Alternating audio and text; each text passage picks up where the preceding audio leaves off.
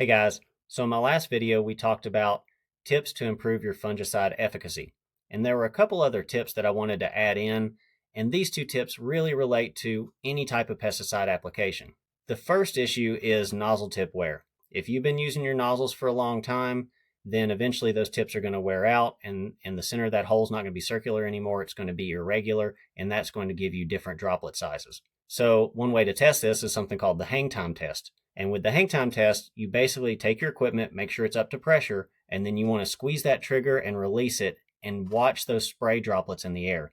And if those droplets fall at relatively the same speed, then you should be good to go.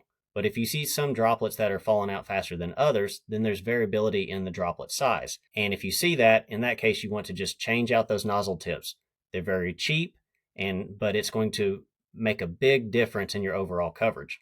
The other issue is speed of application. So when you look at a pesticide label, it may say something like use 32 fluid ounces per 100 gallons. And then in the instructions, it'll say something like apply as a full coverage spray to drip. And this is all related to the amount of active ingredient per 1,000 square feet or per acre that you're trying to get onto your crop. So if you are spraying too fast, you're not going to get enough active ingredient per 1,000 square feet on that crop. On the other side, if you're spraying too slow, you're going to put more than that spray to drip, and you're going to be wasting your chemical.